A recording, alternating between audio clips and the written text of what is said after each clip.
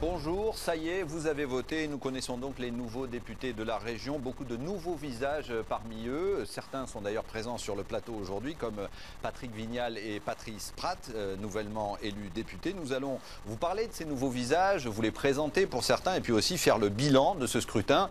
Un raz de marée rose dans la région à relativiser. On va voir ça avec Emmanuel Négrier et Stéphane Rattino d'ici quelques minutes. 2 députés UMP rescapés et un Front National plutôt atypique avec Gilbert Collard. Élu donc sur la 2e circonscription du Gard. On va commencer avec lui, avec ce portrait signé Clément Veil-Rénal. C'est une après-midi presque comme les autres pour l'avocat Gilbert Collard devant la 17e chambre correctionnelle, à Marine Le Pen, la présidente. Par Stéphane Rattino, puis on enchaînera avec Eric.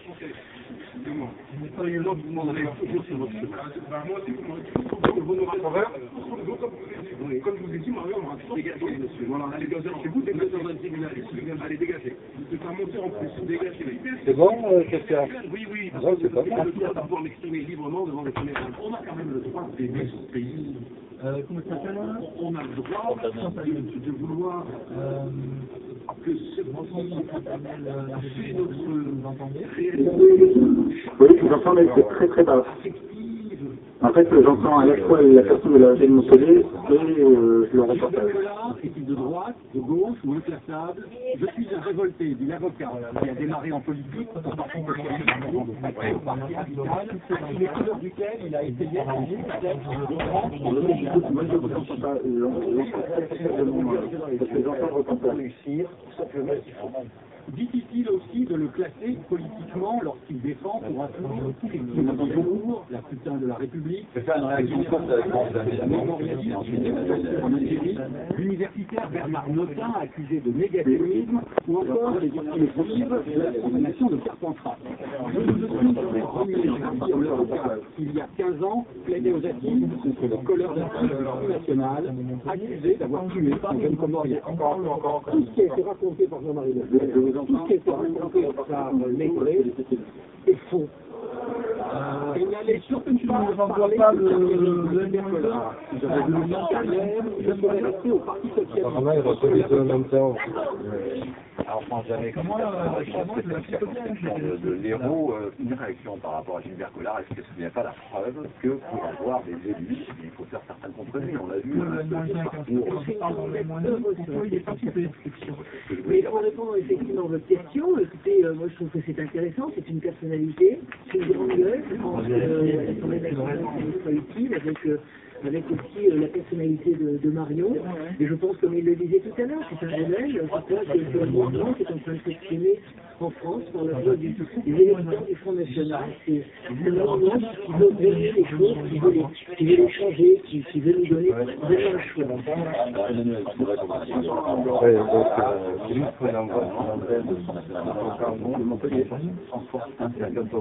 Oui, c'est que le Front National ne perd pas nécessairement beaucoup de voix quand il se maintient au deuxième tour en triangulaire. Il en perd, il en perd à Béziers, il en perd à Castignon, et il en gagne, par contre, dans la deuxième circonscription du Gard, qui est de Chocolat, et ça départ, paradoxalement, dans le Gard, qu'il progresse le plus. Là où il progresse le plus, et je pense que c'est lourd de sang, c'est quand le Front National est seul à avoir de la perdre.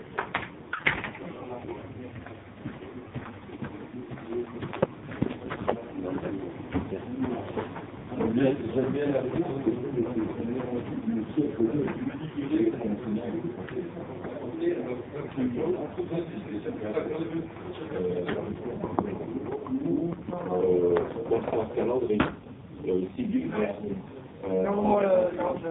ont chacun dans leur association dépassé 50% des voix, ce qui veut dire que pour une partie non négligeable de l'électorat de droite, eh bien, le vote Front National, c'est d'une certaine manière banalisé.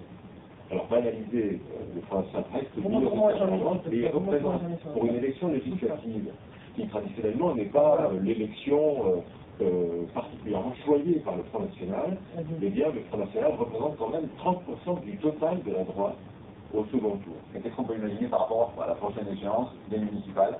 Alors les élections municipales, il y a d'autres échéances, c'est les élections régionales. Les élections municipales sont moins faciles pour quelle raison?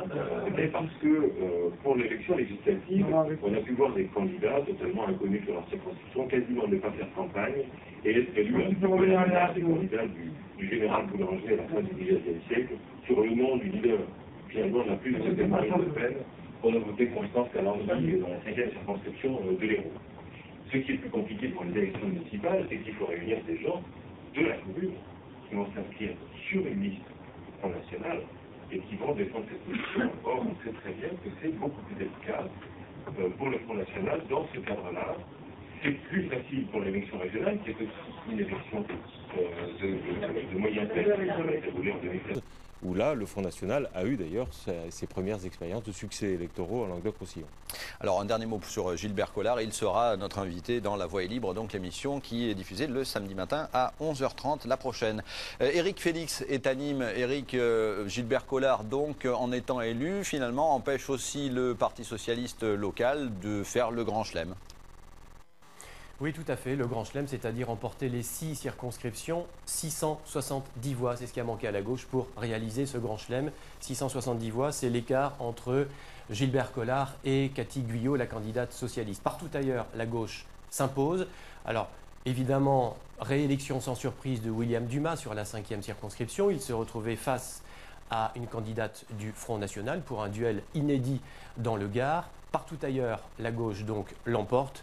Le plus spectaculaire, je dirais que c'est évidemment la victoire de Fabrice Verdy à Alès face au député maire UMP sortant Max Roustan, 52% contre 48%. Et puis la gauche profite aussi des triangulaires. C'est le cas évidemment de Françoise Dumas sur la première circonscription face à Yvan Lachaud. C'est le cas aussi de Patrice Pratt qui est sur votre plateau, qui l'emporte face à Jean-Marc Roubaud. C'est le cas aussi de Christophe Cavard sur la nouvelle circonscription, la 6e. Le candidat d'Europe Écologie Les Verts, soutenu par le Parti Socialiste, gagne face à Franck Proust, là aussi sur une triangulaire. La gauche avait un député dans le Gard, elle en a 5. La droite en avait 4, elle n'en a plus aucun. Aussi parler des nouveaux visages, comme on vous l'avait annoncé. La candidate qui l'emporte sur la première circonscription du Gard, c'est donc Françoise Dumas. Qui est-elle, Éric Félix? Françoise Dumas a 52 ans, elle est gardoise, elle est native d'Alès. Sa profession, c'est assistante sociale. Alors elle fait ses débuts en politique il y a une dizaine d'années, en 2001 exactement. Elle intègre alors le cabinet de Damien Allary, le président du Conseil général du Gard. Elle est nommée conseillère technique. Elle est chargée du social, de l'insertion et du logement. Sa première tentative aux législatives remonte à 2007 sur la première circonscription. Elle est à ce moment-là largement battue par Yvan Lachaud. L'année d'après, au municipal, elle ne fait pas partie de la liste socialiste sur la ville de Nîmes, à son grand regret d'ailleurs. Première revanche, en 2010, elle est élue conseillère régionale. Elle est aujourd'hui vice-présidente de la région chargée du développement économique. Et puis, seconde revanche hier soir avec cette victoire face à Yvan Lachaud et son entrée dans l'hémicycle. Et c'est donc la première femme députée gardoise depuis Georgina Dufoy en 1986. Merci Éric. Alors côté UMP, je vous le disais, 2 seuls rescapés, dont le Lozérien Pierre Morel à l'huissier, qui déjà se place dans le cadre de la reconquête régionale pour la droite. Philippe Barre et Yannick Le Ternier l'ont rencontré ce matin, lui ont posé la question, est-ce qu'il a en tête la prise de pouvoir de la droite au niveau régional? Écoutez sa réponse. Très profondément. Et j'ai déjà eu l'occasion de dire qu'il faudra compter sur la position, sur mes positions. Et j'entends très rapidement réunir toutes les forces vives politiques de droite, du centre et des indépendants. J'ai eu M. Rossignol au téléphone et on aura l'occasion de faire un point et de voir comment on réorganise toute la famille. Ça veut dire qu'il faut déjà commencer à réorganiser au niveau de la Lozère, de l'UMP Lozère, c'est ça? C'est le premier des chantiers? Ce que je veux, c'est une certaine sérénité et retrouver un climat de paix qui avait été perdu dans ce département. Et ensuite, il y aura des recompositions importantes à faire. Alors 2014 et peut-être après les futures élections régionales, il y aura probablement un effet de balancier. Vous êtes confiant pour ces futures élections territoriales? Je suis confiant dans la mesure où le député que je suis est un député organisé, structuré et nous allons reprendre canton par canton, ville par ville et la région. Et nous allons faire un travail de fourmi pour recomposer tout ça. Clairement, vous pensez être bien placé pour recueillir le leadership de l'UMP dans la région? Je pense que la population a donné un sens à cette élection et je compte bien peser de tout mon poids. Stéphane Ratineau, un destin à la Jacques Blanc pour Pierre Morel-a-L'Huissier, c'est envisageable? Alors, toujours est-il que c'est l'héritier de Jacques Blanc. Jacques Blanc lui a donné la circonscription en 2002, lui avait offert d'ailleurs le canton de Fournel en 98 en l'imposant face à un candidat, un docteur bien implanté sur le territoire. Alors c'est vrai qu'après il y a les réalités géographiques un petit peu périphériques qui peuvent compter, mais en même temps lorsqu'il parle de reconquête des territoires, il ne faut pas oublier que quand même la droite est très présente sur les territoires municipaux. En 2008, dans le périurbain, la droite est installée. D'ailleurs, nous en parlions avec Emmanuel Négrier, sur les villes de 3500 habitants, la moitié appartiennent aujourd'hui à des maires UMP. Donc grosso modo, contrairement peut-être aujourd'hui au Parti Socialiste qui était très fort sur ces territoires, la droite va devoir faire comme le Parti Socialiste il y a quelque temps, tenter de reconquérir les territoires à partir des réalités municipales, sauf que il y a 30% de voix qui, aujourd'hui à droite, se situent au Front National. Et c'est là un petit peu le hic pour tous ces gens du UMP. Alors Emmanuel, je vais vous donner la parole en vous proposant la question, finalement on va en parler maintenant. Est-ce qu'on peut véritablement parler de vague rose lors de ces législatives? Il y aurait quelque chose d'un peu inconvenant, presque d'indécent à parler de vague, puisque entre la présidentielle et l'élection législative, on a perdu 400 000 électeurs en Languedoc-Roussillon, c'est-à-dire plus de 25% de l'électorat. Et ça n'est pas n'importe qui n'a pas voté à ces élections législatives et qui avait voté aux présidentielles. On sait bien que dans ce cas-là, l'électorat qui perd le sens du bureau de vote, c'est un électorat plus jeune, plus populaire et plus urbain. Donc c'est une élection qui a fait prédominer un électorat plus rural, plus âgé et de catégorie sociale supérieure, en tout cas plus élevé que l'électorat moyen. Donc dans ces conditions-là, on peut parler de moindre reflux qui a bénéficié aux candidats socialistes et à leurs alliés, un moindre reflux électoral.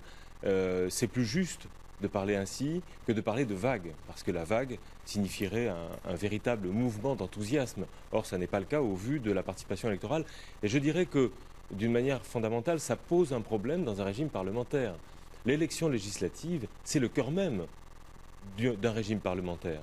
Et cette élection législative, on le voit graduellement, depuis 1997, 31% d'abstention, jusqu'à cette fois plus de 40% d'abstention. On voit le suffrage décliner pour cette élection. Donc dans ces conditions-là, ce qu'on peut dire, c'est que le moindre reflux a fortement bénéficié, très fortement bénéficié à la gauche, alors même qu'elle n'est pas majoritaire en Languedoc-Roussillon, puisqu'au premier tour des élections législatives, elle n'atteint que 48% des voix. Alors on va faire un peu réagir nos invités sur le plateau. On va commencer par René Revol qui me faisait signe en premier. Comment vous expliquez cette désaffection? Je pense qu'on est dans un pays en crise. Donc je ne pense pas que c'est pas parce qu'il y a une agitation politique que la réalité sociale et humaine derrière disparaît. Et je suis d'accord avec l'analyse de M. Négrier. Il y a effectivement aujourd'hui un désarroi qu'on voit dans les quartiers populaires. Moi, ayant été candidat au premier tour dans un de ces quartiers de Montpellier, j'ai bien vu cette crise. Et on le voit, par exemple, le taux de participation sur un quartier comme la Paillade avoisine les 40%, il y a 60% d'abstention.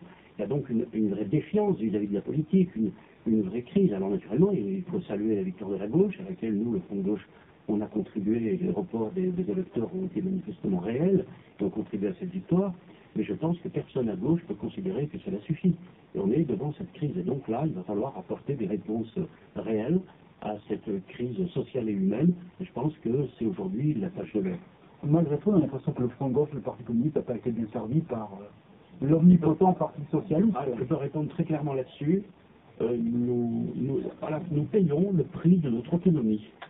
Nous n'avons pas voulu jeter par-dessus bord nos convictions et nous avons refusé une négociation dans laquelle on réserverait des circonscriptions au Front de gauche. Donc le système électoral actuel, et peut-être qu'on aura l'occasion d'en reparler, élimine nécessairement des gens qui sont candidats dans toutes les circonscriptions au premier tour dès lors qu'ils n'appartiennent pas au grand parti. Donc aujourd'hui, le Front de gauche, si on avait eu des élections à la proportionnelle, il y aurait 45 députés du Front de gauche. Il n'y en a qu'une dizaine, mais naturellement, nous faisons partie de la gauche. Nous ne sommes pas, disons, solidaires à gauche, mais à la fois, c'est notre inconvénient parlementaire, mais notre avantage populaire. Alors, je voudrais demander à Patrick Vignal de réagir là-dessus aussi, parce qu'il y a un problème de représentativité, de représentation. Écoutez, tout à fait. Les Français ne font plus confiance aux politiques. Donc il y a un vrai débat à avoir. Il faut que le politique retourne sur le terrain. Donc aujourd'hui, on a une autre réflexion de la politique. C'est un engagement.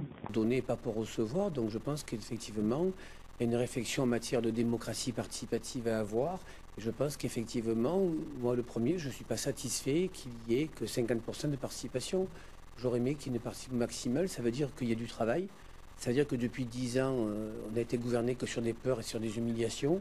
Et je pense qu'aujourd'hui, la gauche va essayer, avec ses partenaires, que ce soit le Front de gauche ou les Verts, essayer d'avoir une autre image de la politique. Je vais demander à votre voisin, Patrice Prat, est-ce que ça n'est pas une...